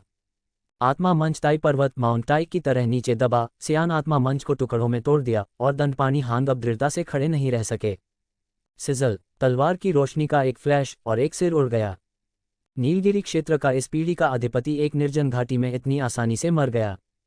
अगर वह एक छाया प्रक्षेपण आध्यात्मिक कलाकृति शैडो प्रोजेक्टिंग स्पिरिचुअल आर्टिफैक्ट नहीं ले जा रहे होते, जिससे दंडपानी परिवार के बड़े लोग इसे सीधे देख सकें, तो शायद किसी ने विश्वास नहीं किया होगा कि वह वास्तव में मारे गए थे। हॉल में मौत की चुप्पी थी। बहुत देर बाद आखिरकार एक विलाप आया। कुलपिता मर गए। आरव के पास इतने विचार नहीं थे। उन्हें ये भी नहीं पता था कि यह बूढ़ा आदमी कौन था। आखिरकार वह इस दुनिया में ज्यादा देर तक नहीं रहे थे और वह अभी भी एक नौसिखिया थे। वह इतने सारे बड़े शॉट्स को कैसे जान सकते थे? वैसे भी वह एक दुश्मन थे, बस यही मायने रखता था। 4 संप्रदायों को नष्ट करने के बाद वह अब काफी शांत थे। उन्होंने दंडपानी हान के शरीर की तलाशी ली, लगभग उस आदमी को उनके अंडरवियर तक उतार दिया। वाह, ये बूढ़ा मूर्ख वास्तव में अमीर है। इतने सारे उच्च ग्रेड के आत्मा पत्थर। यह क्या है? एक छठे क्रम का आध्यात्मिक कवच, एक छठे क्रम की आध्यात्मिक तलवार। आत्मा मंच लोक के विशेषज्ञों का वास्तव में चेहरा होता है। स्टॉक लेने के बाद दंडपानी हान की अंगूठी में सभी आत्मा पत्थर उच्च ग्रेड के आत्मा पत्थर थे, जिन्हें लगभग 4000 अंकों के लिए बदला जा सकता था, और आत्मा मंचलोक के विशेषज्ञों द्वारा आवश्यक गोलियों की 1 दर्जन बोतलें भी थीं। आध्यात्मिक हथियारों और कवच के अलावा चौथे क्रम के ताबीज टैलिस्मन्स भी थे। यह अफसोस की बात थी कि उन्हें अभी उनका उपयोग करने का समय नहीं मिला। इसके अलावा दंडपानी परिवार की साधना पद्धतियों और तलवार तकनीकों के अंतिम कुछ स्तर भी इस अंगूठी में थे। ये भी अपेक्षित था, क्योंकि दंडपानी हान दंडपानी परिवार के कुलपिता थे। इतने महत्वपूर्ण गुप्त फार्मूले, जैसा कि बारीकी से संरक्षित रहस्य थे, स्वाभाविक रूप से कुलपिता के शरीर के पास रखे जाते थे। बस इतना ही कि कोई कल्पना नहीं कर सकता था कि एक दिन कुलपिता को अकेले जंगल में मार दिया जाएगा। ये सब खुशी खुशी स्वीकार करने के बाद भाई आरव आहें भरे बिना नहीं रह सके। इस एक दुश्मन को मारने से वास्तव में पूरे परमचंद्र संप्रदाय को नष्ट करने से ज्यादा अंक मिले। अंतिम दृश्य जो दंडपानी परिवार के बड़े लोगों ने देखा वह आरव का छाया प्रक्षेपण आध्यात्मिक कलाकृति को अपनी भंडारण अंगूठी में रखना था। इस प्रकार संपर्क काट दिया गया। हालांकि उन्हें ये जानने के लिए अनुमान लगाने की जरूरत नहीं थी कि आगे क्या होगा। कुलपिता की मृत्यु और उनकी संपत्ति की लूट के बारे में सोचते हुए सभी के दिल खून बह रहे थे। हालांकि किसी ने भी बदला लेने के लिए चिल्लाने की हिम्मत नहीं की। एक दिव्य ग्रेड आत्मा मंच, वे बस इसके खिलाफ जाने वाले तोप का चारा कैनन फॉडर होंगे। जिस चीज के बारे में वे अब ज्यादा चिंतित थे वह आरव का उनके दरवाजे पर आना था। हमें क्या करना चाहिए? दंडपानी परिवार जीवन और मृत्यु के एक महत्वपूर्ण क्षण पर पहुंच गया है। दंडपानी ची और दंडपानी हान को एक के बाद एक मार दिया गया था और अब दंडपानी परिवार में केवल 2 आत्मा मंचलोक विशेषज्ञ बचे थे। ये बड़े लोग अब सिर रहित मक्खियों की तरह चिंतित थे, मानो आकाश गिरने वाला हो। अभिजात शिष्यों को शरण लेने के लिए बाहर भेजें। साथ ही उड़ान बादल प्रांत से संपर्क करें। क्या हम उनसे मदद मांगने जा रहे हैं? मुझे डर है कि वे कड़ा मोलभाव करने का अवसर लेंगे। वह अभी भी मिटाए जाने से बेहतर है। अगर आरव को पता होता कि यहाँ क्या हो रहा है तो वह निश्चित रूप से भौचक्का रह जाता। उन्हें अभी भी नहीं पता था कि दंडपानी परिवार ने उन पर हमला किया था और उनका इस यात्रा पर दंडपानी परिवार को नष्ट करने का इरादा नहीं था। उनका लक्ष्य केवल रक्त सूर्य संप्रदाय था। उन्हें कैसे पता चलेगा कि उनके आने से पहले ही दंडपानी परिवार पहले अराजकता में होगा? आखिरकार रक्त सूर्य संप्रदाय पहुंचे। पहाड़ का द्वार पहले से ही लोगों से भरा हुआ था। ये लोग सभी बेकार साधक थे जो उत्साह देखने आए थे। वैसे भी आरव का यहाँ आना या तो संप्रदाय के विनाश या शांति के लिए एक दलील में परिणत होगा, जिनमें से कोई भी नीलगिरी क्षेत्र की स्थिति पर एक बहुत बड़ा प्रभाव डालेगा। क्या वह आरव है? मुझे स्वीकार करना होगा, वह वास्तव में सुंदर है। क्या उन्होंने नहीं कहा कि वह केवल विभाजन आत्मा लोक में थे? क्यों जब मैं उनकी जांच करता हूँ तो उनकी आध्यात्मिक शक्ति समुद्र जितनी गहरी है, विभाजन आत्मा लोक 9वें स्तर से कहीं अधिक मजबूत। क्या ऐसा हो सकता है कि वह भी एक आत्मा मंच लोक विशेषज्ञ हैं? बेशक, मैं तुम्हें बता रहा हूँ, मैंने इसे बहुत पहले देखा था। कोई जो 4 संप्रदायों को नष्ट कर सकता था वह केवल विभाजन आत्मा लोक में कैसे हो सकता है? इतना छोटा और पहले से ही आत्मा मंचलोक में। वह बस एक प्रतिभा है। इन चर्चाओं को सुनकर भाई आरव बहुत खुश हुए। उनका अपनी साधना को छिपाने का कोई इरादा नहीं था, क्योंकि वह इतना शांत नहीं होगा। रक्त सूर्य संप्रदाय ने पहले ही उनके आगमन की तैयारी कर ली थी। क्या वह वास्तव में अकेले आया? रक्त सूर्य संप्रदाय के संप्रदाय प्रमुख गुई यान को अविश्वसनीय महसूस हुआ, लेकिन साथ ही उन्हें लगा कि उन्हें कम करके आंका गया है। अकेले यहाँ आने का साहस करना, और यहाँ तक कि इतने धूमधाम से, क्या यह उनके रक्त सूर्य संप्रदाय को बहुत हल्के में नहीं ले रहा था? क्या उन्होंने सोचा कि यह उनका अपना पिछवाड़ा था जहाँ वह बस घूम सकते थे? उसे शांति की तलाश में यहाँ होना चाहिए। बेशक, हालांकि उसने 4 संप्रदायों को नष्ट कर दिया, भले ही उसके पीछे की शक्तियाँ एक साथ आ गईं, हमारे रक्त सूर्य संप्रदाय में घुसना मौत को न्योता देना होगा। भले ही वे नहीं जानते थे कि आरव के पीछे शक्तियाँ कौन थीं, उन सभी का मानना था कि उन्हें अन्य प्रांतों के अन्य संप्रदाय होने चाहिए। सीधे टकराव में भी रक्त सूर्य संप्रदाय उनसे डरेंगे नहीं। उन्होंने त्रिनेत्र बाघ को नहीं देखा था और उन्हें नहीं पता था कि दंडपानी ची और दंडपानी हांग मारे गए थे। ये सोचते हुए कि यह अभी भी रक्त सूर्य संप्रदाय का घरेलू मैदान था, वे बिल्कुल भी चिंतित नहीं थे। भले ही वह शांति की तलाश में यहाँ हो, हमें पहले उसे शक्ति का एक प्रदर्शन देना होगा। वास्तविक पुरुष गुरुदेव ने हाथ हिलाया और नीचे खड़े सभी ज्येष्ठों एल्डर्स ने मुस्कुराते हुए व्यंग्य किया। इसे एक गहरा सबक सिखाओ। सबको दिखाओ कि रक्त सूर्य संप्रदाय को नाराज करने का क्या अंजाम होता है। बाहर इतने सारे लोग देख रहे थे, ये संप्रदाय की प्रतिष्ठा बढ़ाने का शानदार अवसर था। बाहर आरव सीधे उड़कर अंदर जाने ही वाला था जब उसके सामने उग्र लपटों का एक विशाल द्वार अचानक प्रकट हो गया। वह विशाल द्वार रक्त सूर्य संप्रदाय के पर्वत द्वार के सामने अनंत तक फैला हुआ था। अंदर केवल लपटों की फुसफुसाहट दिखाई दे रही थी। ये रक्त सूर्य संप्रदाय का अग्नि नरक पथ है। मैंने कुछ साल पहले उनके शिष्यों की भर्ती के समय इसे देखा था। बिल्कुल सही, यह नए रंगरूटों के मूल्यांकन के लिए है। जो कोई भी इस अग्नि नरक पथ को पूरा करता है वह मूल्यांकन के पहले चरण को पास कर लेता है और एक आंतरिक शिष्य बन सकता है। ये पथ आसान नहीं है। अंदर बहुत ज्यादा गर्मी है और लपटें एक साधक के आंतरिक अंगों को भी घायल कर सकती हैं। कोई बात नहीं, संप्रदाय प्रमुख आरव जैसे गुरु के लिए नए रंगरूटों का परीक्षण तो बच्चों का खेल होना चाहिए, है ना? ये सच है। उनकी चर्चा सुनकर आरव को आखिरकार समझ आया कि क्या हो रहा है। क्या मुझे एक संप्रदाय को नष्ट करने के लिए प्रक्रियाओं से गुजरना होगा? आरव, हमारे संप्रदाय प्रमुख ने कहा है कि केवल इस पथ को पार करने पर ही तुम शांति के लिए भीख मांगने के योग्य होगे। कृपया। पर्वत द्वार के सामने खड़े शिष्यों ने निमंत्रण का इशारा किया, उनकी आंखों में अवमानना भरी थी। नीलगिरी क्षेत्र के अधिपति होने के कारण उन्हें अहंकारी होने की आदत थी। आरव की पिछली उपलब्धियां वहां प्रदर्शित होने के बावजूद भी वे अपनी श्रेष्ठता की भावना को मिटा नहीं पाए। शांति के लिए भीख मांगना? यार, मैं संप्रदाय को नष्ट करने आया हूं, ठीक है। भाई आरव हंसे बिना नहीं रह सका। वह मूर्ख नहीं था, वह बता सकता था कि यह अग्नि नरक पथ एक संरचना फॉर्मेशन है। इस तथ्य से मूर्ख मत बनो कि इसका उपयोग नए शिष्यों के मूल्यांकन के लिए किया जाता है। एक बार जब वह अंदर जाता तो लपटों का पैमाना शायद अलग होता। आखिरकार अधिकांश संरचनाओं की शक्ति को नियंत्रित और समायोजित किया जा सकता है।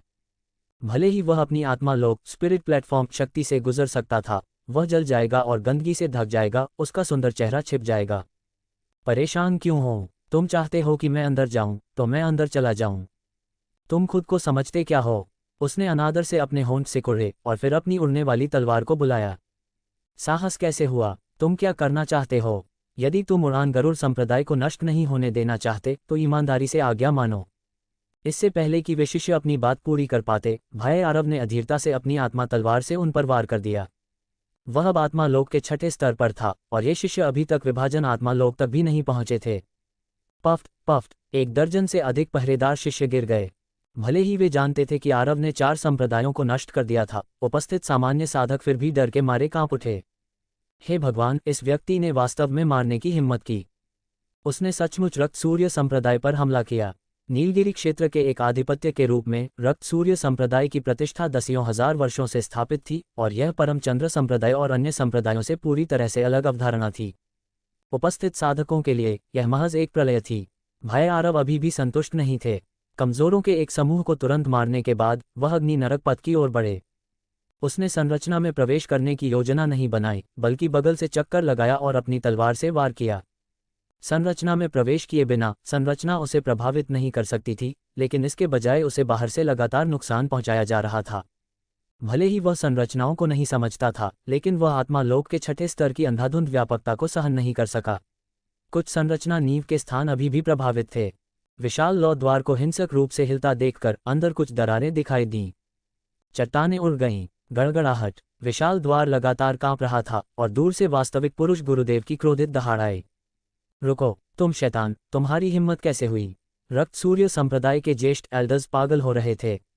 यह अग्नि नरक पथ एक 5वें दर्जे की आत्मा संरचना थी, शिष्यों के मूल्यांकन के लिए एक आवश्यक पथ, और इसे रक्त सूर्य संप्रदाय का खजाना माना जा सकता था। ये संरचना उन्हें अग्नि आध्यात्मिक शक्ति के लिए उपयुक्त प्रतिभाओं को छानने में मदद कर सकती थी। एक बार नष्ट हो जाने पर यह एक बहुत बड़ी क्षति होगी। धमाका। अंतिम जोरदार आवाज के साथ आकाश में विस्फोट होती आग की रोशनी भर गई और विशाल द्वार हवा में गायब हो गया। टंग। एक टूटी हुई संरचना प्लेट नीचे गिर गई, जगह पर कुछ बार उछली और अंत में सबके सामने दिखाई दी। वह संरचना का मूल था। नुकसान की सीमा को देखते हुए उसकी मरम्मत करना असंभव था। देखो तुमने क्या किया है। उड़ान गरुड़ संप्रदाय खत्म हो गया, पूरी तरह से खत्म। शांति की तलाश का रास्ता तुम्हारे द्वारा नष्ट कर दिया गया है। ज्येष्ठ एल्डर्स कई दर्शकों की परवाह नहीं कर सकते थे और गुस्से में ऊपर नीचे कूद रहे थे। वास्तविक पुरुष गुरुदेव का क्रोध चरम पर पहुंच गया, इस हद तक कि उन पर हंसा गया। मुझे बताओ, तुम कैसे मरना चाहते हो? उन्होंने सीधे अपनी आत्मा लोक स्पिरिट प्लेटफॉर्म और उड़ने वाली तलवार को बुलाया और आत्मा लोक के छठे स्तर की आभा फैल गई, जिससे दूर के सामान्य साधक एक के बाद एक भागने लगे। वे बिल्कुल भी खड़े नहीं हो पा रहे थे। उनकी प्रतिक्रिया ने आरव को बहुत संतुष्ट किया, इतना संतुष्ट कि वह फूला नहीं समाया। इतने सारे संप्रदायों को नष्ट करने के बाद ये पहली बार था जब किसी ने उससे पूछा था कि वह कैसे मरना चाहता है, बजाय इसके कि वह हिचकिचाए और हमला करने की हिम्मत न करे और उसके पहल करने का इंतजार करे। इसके अलावा उसे यह चुनने की अनुमति दी गई थी कि वह किस तरह से सेवा करना चाहता है। ये संप्रदाय प्रमुख दयालु हृदय वाला था। बुरा नहीं, मैं जितनी जल्दी हो सके मरना चाहता हूँ, उसने ईमानदारी से अपना अनुरोध बताया। दुर्भाग्य से ये शब्द जब वास्तविक पुरुष गुरुदेव के कानों में पड़े तो एक जलता हुआ मजाक थे। स्विश। 10,000 फुट तलवार की रोशनी उनका जवाब था। पलक झपकते ही सामने आग का दरिया भर गया। हजारों की संख्या में सामान्य साधक जो भाग नहीं पाए थे, वे प्रभावित हुए और तुरंत राख में जल गए। दर्दनाक चीखें एक साथ गूंजी और दृश्य एक बार अराजक था। वह रहस्यमय ग्रेड आत्मा लोक तो एक आत्मा हारने वाले घातक हथियार की तरह था। बिना देखे भी वहां मौजूद सभी को सिर में झुंझुनी का एक झोंका महसूस हुआ, जैसे उन्हें किसी प्रागैतिहासिक जानवर द्वारा घूरा जा रहा हो। भाई आरव ने कोई दबाव महसूस नहीं किया और वह बहुत स्वाभाविक रूप से उससे मिलने के लिए आगे बढ़ा। एक बार जब सिस्टम ने निर्धारित कर लिया कि वह निष्क्रिय रूप से लड़ रहा है, तो इसे आत्महत्या का प्रयास माना जाएगा। इसलिए मारे जाने से पहले उसे ढोंग करने की जरूरत थी और लड़ना अभी भी जरूरी था। एक बार जब तलवार तकनीक बाहर आई तो वास्तविक पुरुष गुरुदेव की आंखें चौड़ी हो गईं। क्या ये दंडपाणी परिवार का अधोलोक वसंत सीलिंग लॉ तलवार नहीं है? क्या ये दंडपाणी परिवार की मानसिक खेती तकनीक नहीं है? तुम दुष्ट प्राणी, तुम्हारे पीछे वास्तव में दंडपाणी परिवार के उन देशद्रोहियों का समूह है। दंडपाणी परिवार और रक्त सूर्य संप्रदाय 10,000 वर्षों के नश्वर दुश्मन थे। इस तलवार तकनीक को देखकर अन्य ज्येष्ठ एल्डर्स और भी ज्यादा गुस्से में थे। जैसा कि अपेक्षित था, वे शुरू से ही हमारे रक्त सूर्य संप्रदाय को निशाना बना रहे थे। उसे मार डालो, फिर दंडपाणी परिवार को मार डालो। उन्हें हमें एक स्पष्टीकरण देना होगा। जब वे दहाड़ने और गुस्सा करने में व्यस्त थे तो उन सभी का गला घोंट दिया गया और उनके शब्द वापस अटक गए। भाई आरव का सबसे बड़ा दिखाने वाला हथियार दिव्य ग्रेड आत्मा लोक बाहर आया। जैसे ही यह आत्मा लोक बाहर आया, वास्तविक पुरुष गुरुदेव ने सीधे अपने जीवन पर संदेह किया। अगर आप वास्तव में गणना करना चाहते हैं तो उनकी आत्मा लोक के छठे स्तर की शक्ति वास्तव में आरव के बराबर थी। लेकिन इस दिव्य ग्रेड आत्मा लोक ने वास्तव में संतुलन तोड़ दिया। उनका हरा आत्मा लोक लपटों से प्रकाशित तैरती बर्फ की तरह था, जो बिल्कुल भी विरोध नहीं कर सकता था और उनकी आत्मा को गंभीर रूप से नुकसान पहुंचा था। ये कैसे संभव है? इस बच्चे के पास दिव्य ग्रेड आत्मा लोक कैसे हो सकता है? वह एक दिव्य ग्रेड है। दंडपाणी परिवार ऐसे अद्वितीय प्रतिभा को चारा के रूप में भेजने के लिए कैसे तैयार हो सकता है? वह समझ नहीं पा रहा था, वह केवल इतना जानता था कि वह खत्म हो गया है। विपरीत दिशा में आरव वास्तव में बहुत उदास था। उसने धीरे धीरे एक चीज खोजी, ये वास्तविक पुरुष गुरुदेव उसे मार नहीं सकता था। भले ही यह बूढ़ा आदमी उत्साह के साथ उसे मारने आया था, उसकी शक्ति पर्याप्त नहीं थी और वह काफी बेकार था। अगर यह जारी रहा तो इसके बजाय वह सीधे उसी के द्वारा मार दिया जाएगा। हालांकि वह अंततः वास्तविक पुरुष गुरुदेव को वैसे भी मार देगा और यह संप्रदाय को मिटाने के विपरीत नहीं होगा। लेकिन अगर वह अब वास्तविक पुरुष गुरुदेव को मार देता है और फिर कुछ ज्येष्ठों एल्डर्स को, तो बाकी लोग भाग सकते हैं। दुश्मनों से निपटते समय आपको जड़ों से खरपतवार को काटना होगा। अन्यथा अगर वे दुश्मनी पालते हैं और उड़ान गरुड़ संप्रदाय के चारों ओर इंतजार करते हैं, तो ये बुरा होगा अगर निया शर्मा और लोकेश पर हर बार बाहर निकलने पर हमला किया जाए। और वह आसान नहीं हो सकता था, तो उसे क्या करना चाहिए? सौभाग्य से वास्तविक पुरुष गुरुदेव ने जल्दी और विचारपूर्वक उसकी दुविधा को हल कर दिया। ऐसे जघन्य राक्षसी खलनायकों से निपटते समय नैतिकता के बारे में बात करने की कोई जरूरत नहीं है। सब लोग उस पर एक साथ हमला करो। अपने हाथ के एक इशारे के साथ रक्त सूर्य संप्रदाय के सभी ज्येष्ठ एल्डर्स आगे बढ़ गए। रक्त सूर्य संप्रदाय में कुल 6 आत्मा लोग ज्येष्ठ एल्डर्स थे। हालांकि फिरोज तुषार को पिछली बार जल्दी हटा दिया गया था, लेकिन अब भी 5 थे। 200 से अधिक विभाजन आत्मा लोग ज्येष्ठों एल्डर्स और सच्चे शिष्यों के साथ ये लाइनअप अभी भी बहुत जबरदस्त था। जैसे ही उन्होंने हमला किया, भाई आरव को तुरंत मौत की अद्भुत सांस महसूस हुई। यह एहसास वास्तव में गुस्सा दिलाने वाला था। हालांकि ये दिव्य ग्रेड आत्मा लोक वास्तव में बहुत अद्भुत था। घिरे होने के बावजूद वह वास्तव में कुछ समय के लिए मर नहीं सका। आत्मा लोक क्षेत्र के अपने वर्तमान छठे स्तर पर विभाजन आत्मा लोक से नीचे के हमले बस घातक नहीं थे, और वे कुछ आत्मा लोक ज्येष्ठ एल्डर्स ज्यादा करीब आने की हिम्मत नहीं करते थे। अगर वे उसके आत्मा लोक के पास आते तो उनकी दिव्य आत्माएं स्थिर हो जातीं। जैसे ही वह लड़ा, वह वास्तव में एक बरसरकर मोड में प्रवेश कर गया, हताश होकर लड़ रहा था। एक के बाद एक विभाजन आत्मा लोक ज्येष्ठ एल्डर्स उसके द्वारा लापरवाही से काट दिए गए और वे आत्मा लोक ज्येष्ठ एल्डर्स भी लगातार पीछे हटते रहे। भाई आरव आंसू बहाने की कगार पर था। वह इतना थकना नहीं चाहता था। ये सोचते हुए कि उन 4 संप्रदायों को खत्म करना कितना सरल था, एक एकल संबंध ताबीज और 3 आंखों वाले बाघ से एक विचार पर्याप्त था। उसे कोई प्रयास नहीं करना पड़ा, बस बड़े शॉट को प्रदर्शन करते हुए देखो और फिर लूट इकट्ठा करने जाओ। अब वह 1/4 घंटे से लड़ रहा था और उस पर सैकड़ों बार हमला किया गया था, फिर भी वह अभी तक मरा नहीं था। इस दर पर यह कब समाप्त होगा? क्या उसकी शक्ति में वृद्धि गलत थी? आत्मा लोक क्षेत्र के छठे स्तर तक अचानक आगे बढ़ने की खुशी अब पूरी तरह से चली गई थी। वह चाहता था कि वह सिर्फ एक शरीर तड़पाने वाला कमजोर हो जो एक स्पर्श से मर जाए। वैसे वह वास्तव में इस तरह से नहीं जीतेगा, है ना? वास्तव में एक पूरे संप्रदाय को अकेले ही गिराना। बस अपने अविश्वसनीय रूप से अद्भुत दिव्य ग्रेड आत्मा लोक पर भरोसा करके। इसके बारे में सोचते हुए ये लगा काफी प्रभावशाली। शायद भविष्य में संप्रदाय प्रमुख आरव के अद्वितीय पराक्रम के बारे में किंवदंतियां बाहर फैलेंगी। अकेले ही 7 बार अंदर और बाहर चार्ज करना, एक खूनी रास्ता बनाना और रक्त सूर्य संप्रदाय को समतल करना। भय आरव ने एक पल के लिए कल्पना की और उसके विचार सूक्ष्म रूप से बदल गए। उसे बहुत गहराई तक चार्ज करने का पछतावा होने लगा। वह प्रतिद्वंद्वी के पर्वत द्वार के दिल में प्रवेश कर चुका था और शेष बिखरे हुए साधक प्रवेश करने की हिम्मत नहीं कर रहे थे। इस महाकाव्य लड़ाई को रिकॉर्ड करने के लिए भी कोई बाहरी व्यक्ति नहीं था, जो वास्तव में अपूर्ण था। वह दिल में प्रवेश कर गया है। संरचना को सक्रिय करो। अचानक वास्तविक पुरुष गुरुदेव का चिल्लाना सुनाई दिया। लड़ाई के दौरान उसने वास्तव में जानबूझकर आरव को और गहरा लालच दिया था। एक बार जब कोई मुख्य चोटी के 1000 ली के भीतर प्रवेश कर जाता है तो यह संप्रदाय रक्षा भव्य संरचना के कवरेज के भीतर होता है। पलक झपकते ही रक्त सूर्य संप्रदाय की संप्रदाय रक्षा भव्य संरचना सक्रिय हो गई और सभी चोटियों और हॉलों की आत्मा संरचनाएं जल उठीं। इससे पहले कि आरव प्रतिक्रिया कर पाता, उस पर भव्य संरचना द्वारा दूर से हमला किया गया। रक्त सूर्य संप्रदाय की भव्य संरचना एक 6ठी स्तरीय संरचना थी, जो एक विशाल संप्रदाय की आत्मा नाड़ी की शक्ति को इकट्ठा करती थी, जिससे एक अकेले साधक के लिए प्रतिस्पर्धा करना मुश्किल था।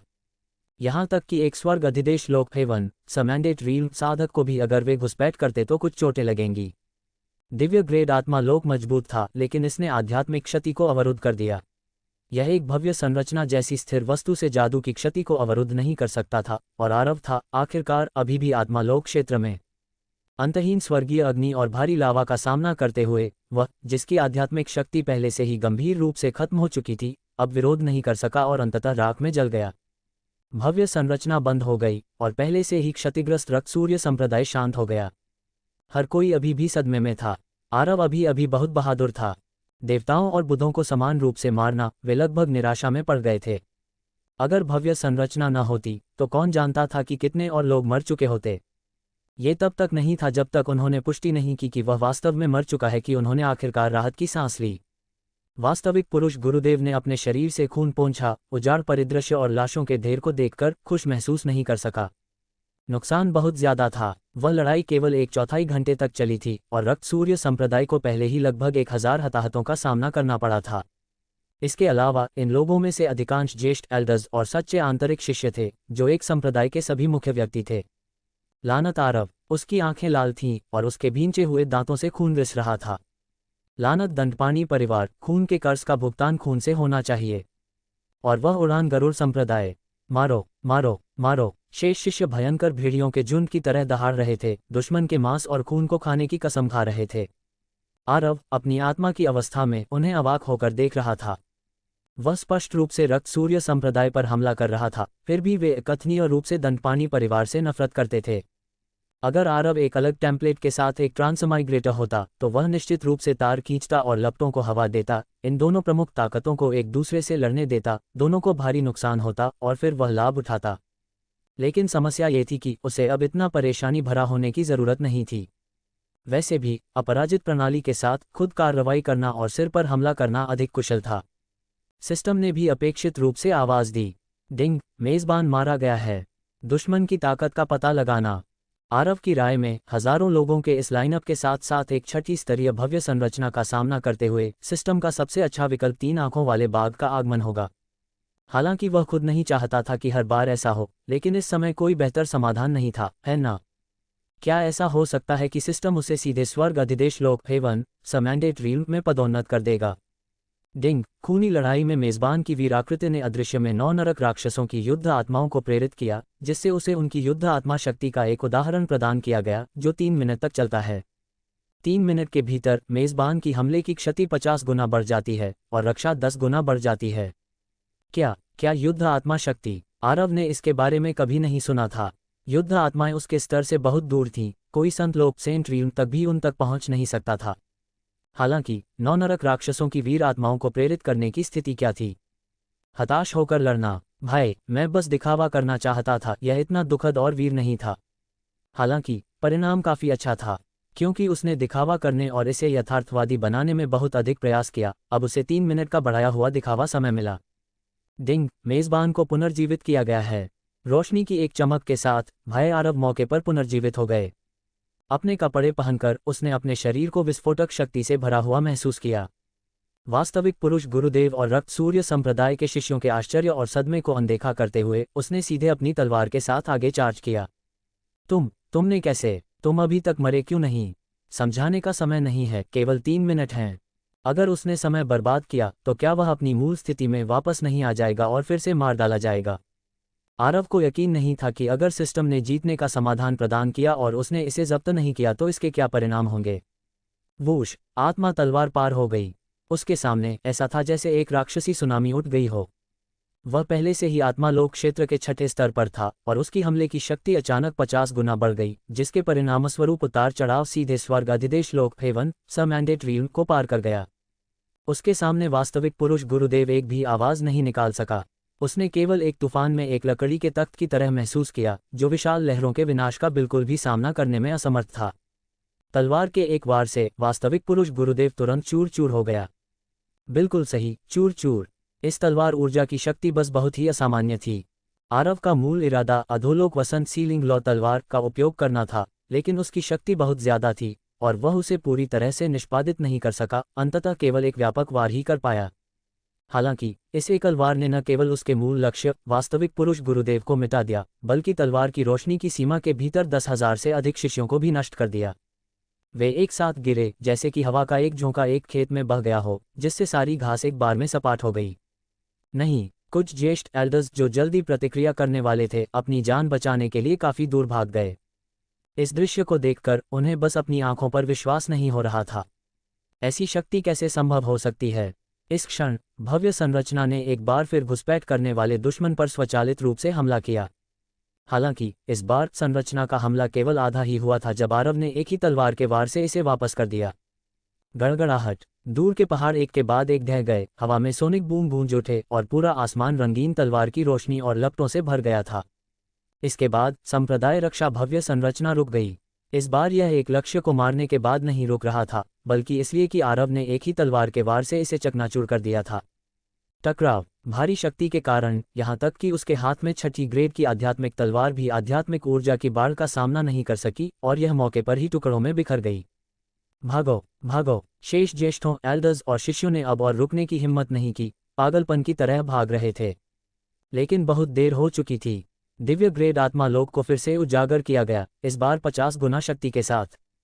इससे पहले कि आरव आत्मा लोक अभिव्यक्ति की 4थी स्तर की गुप्त तकनीक भी जारी कर पाता, रक्त सूर्य संप्रदाय के भीतर मौजूद सभी लोगों को एक अदृश्य विशाल हथौड़े से सिर पर वार किए जाने जैसा लगा और वे आकाश से नीचे गिर गए।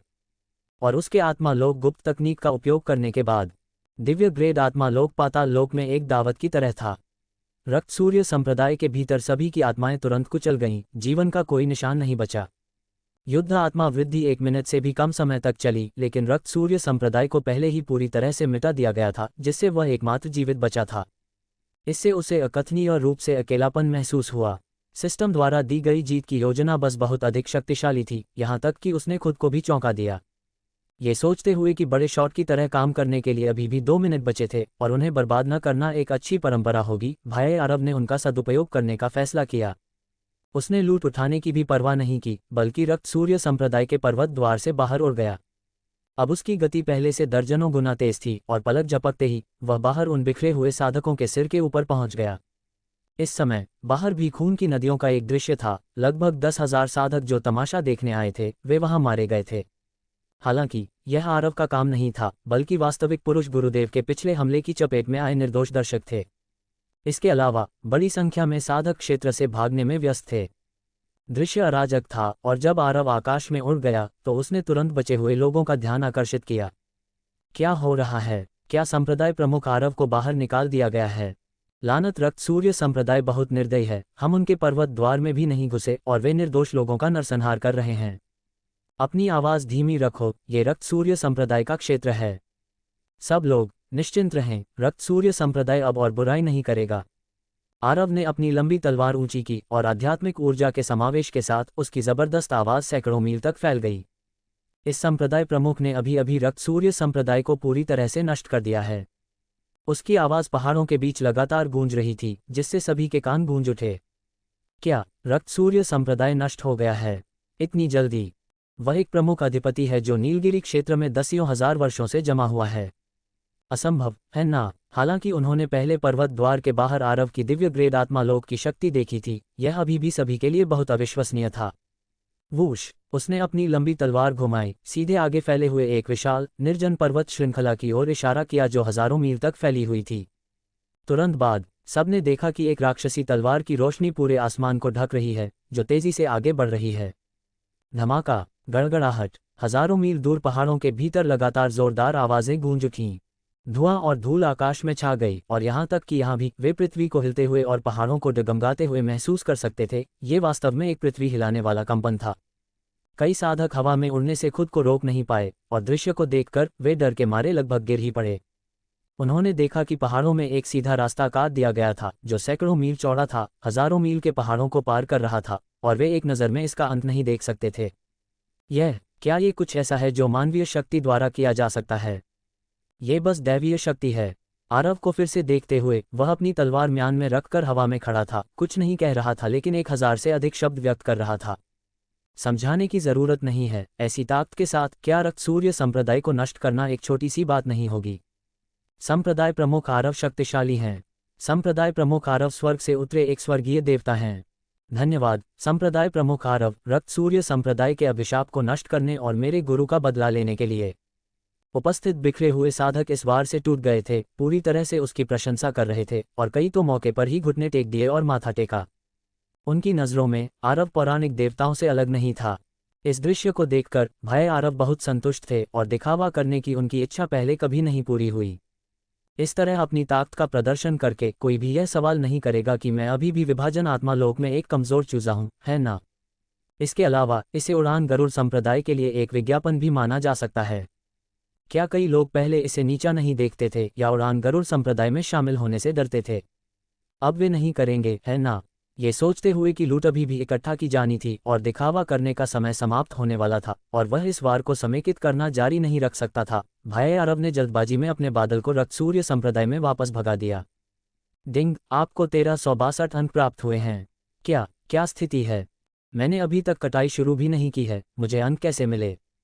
रिकॉर्ड की जांच के लिए सिस्टम खोलते हुए वह समझ गया। पिछला तलवार का वार एक दैवीय अवतरण की तरह था और उपस्थित दसियों हजार साधकों में से 3000 से अधिक लोगों ने वास्तव में अपने दिलों में उसके प्रति अपनी निष्ठा का संकल्प लिया क्योंकि वे उसकी इतनी प्रशंसा करते थे। भले ही वे उड़ान गरुड़ संप्रदाय में शामिल नहीं हुए, सिस्टम के लिए इन लोगों को उसका अपना माना जाता था। इसके अलावा मेजबान ने उच्च प्रतिष्ठा प्राप्त की है जो 3 लोगों को एकजुट करने के लक्ष्य के लिए फायदेमंद है। इसलिए स्वाभाविक रूप से एक अंक इनाम है। ये सिर्फ इतना है कि अधिकांश लोग बहुत कमज़ोर हैं और पर्याप्त प्रतिभाशाली नहीं हैं, इसलिए 3000 लोगों के अंक केवल 1000 से अधिक तक जुड़ते हैं। हालांकि यह अभी भी एक सुखद आश्चर्य है। भाई आरव का दिमाग सक्रिय हो गया, सिस्टम उसे सार्वजनिक रूप से और अधिक दिखावा करने के लिए प्रोत्साहित कर रहा है। यह अफसोस की बात है कि युद्ध आत्मा शक्ति गुजर चुकी है और उसकी शक्ति अपनी मूल स्थिति में वापस आ गई है, अन्यथा वह वास्तव में घूमने और दिखावा करने की योजना बनाता। रक्त सूर्य संप्रदाय के संसाधन परम चंद्र संप्रदाय और अन्य संप्रदायों की तुलना में एक स्तर ऊंचे हैं, यहाँ तक कि आरव भी चकाचौंध हो गया था। कुछ उच्च गुणवत्ता वाले लोगों को छोड़ने के बाद उसने अधिकांश आध्यात्मिक पत्थरों, अमृतों और उपकरणों का आदान प्रदान किया जिनका वह अंकों के लिए उपयोग नहीं कर सकता था। इस आदान प्रदान के परिणामस्वरूप वास्तव में पूरे 55,048 अंक प्राप्त हुए। रक्त सूर्य संप्रदाय की आध्यात्मिक नाड़ी भी एक स्तर ऊंची है। यह एक तीसरी ग्रेड की आध्यात्मिक नाड़ी है जिसे सीधे 20,000 अंकों के लिए बदला जा सकता है। रक्त सूर्य संप्रदाय की यात्रा के बाद उसने आखिरकार 75,048 अंक प्राप्त किए, जो परमचंद्र संप्रदाय जैसे मध्यम संप्रदाय के 10 गुना से अधिक है। इसने आरव को बहुत खुश कर दिया। वह जानता था कि रक्त सूर्य संप्रदाय के संसाधन अधिक प्रचुर थे, लेकिन उसे उम्मीद नहीं थी कि यह इस हद तक होगा। उसके द्वारा पहले अर्जित किए गए अंकों सहित यह 80,000 से अधिक अंकों तक जुड़ता है और 100,000 अंकों तक अपग्रेड करना बस कोने के आसपास है। आरव का हर पुनर्जीवन एक नई शक्ति, और हर शक्ति उसे बना रही है दिव्य लोक का सबसे खतरनाक अस्तित्व। जितनी बार वो मरता है उतना ही अजेय बनकर लौटता है।